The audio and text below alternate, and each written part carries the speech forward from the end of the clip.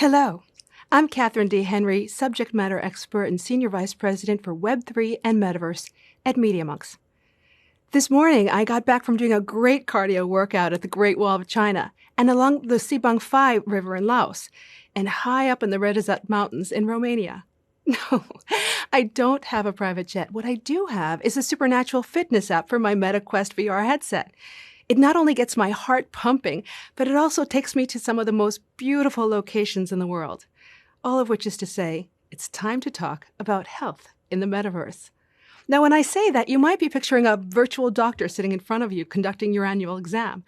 The truth is, there are some interactions that we need to keep doing in the physical world. I mean, how else would your digital doctor hit you on the knee with that little rubber mallet to test your reflexes?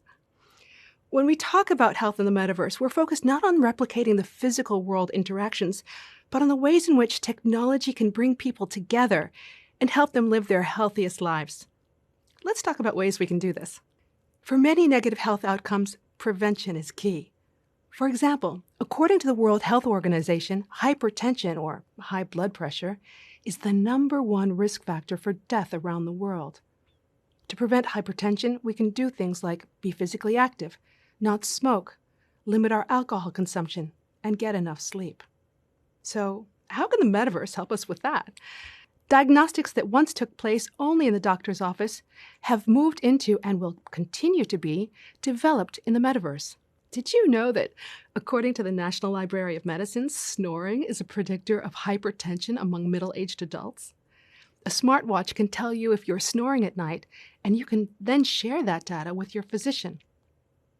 As the metaverse evolves, many more sensors, products, and tools will be developed that help us to live healthier lives.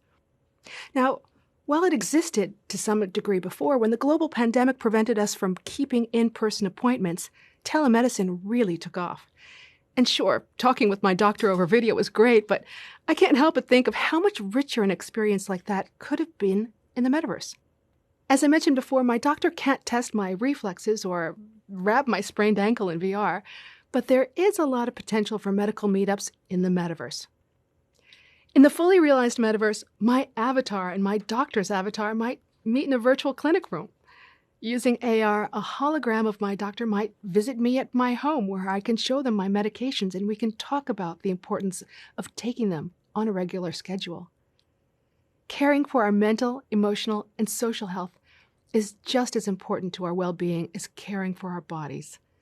It can be hard to ask for help and harder still to engage with mental health services. Virtual sessions where you can attend as an avatar, including group therapy, might help to lessen anxiety and discomfort. Examples of metaverse mental health services include the virtual clinics offered by VX Health and Amelia Virtual Care, the VR platforms for professionals.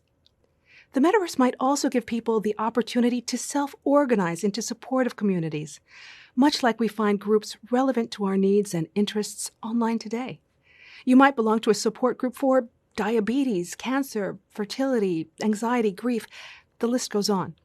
But because we will be embodied and co-present in metaverse spaces, our interactions will be so much richer and feel more interactive than they do through online chatting or video meetings, giving us a new avenue for robust community support. Oh, and remember my adventures around the globe at the beginning of the video? The metaverse is an awesome way to increase physical activity and incorporate fitness into our lives in new and exciting ways. And apps like HoloFit and VZFit allow you to see virtual worlds while you use your home exercise equipment like rowing machines, ellipticals, and stationary bikes. If cardio isn't up your alley, how about a meditation app like Trip or guided meditation VR? As we look to a future that includes more ways to monitor and augment health through technology, it's important that we consider the economic implications.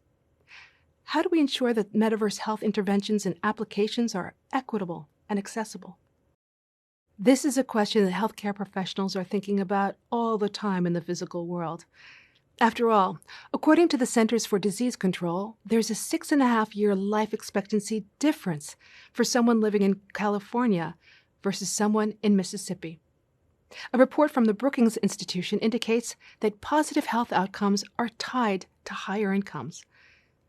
This is especially relevant for the metaverse, because we know that not everyone has access to or the means to obtain digital devices. Coming up next, we're going to step away from the personal and focus on something bigger than us.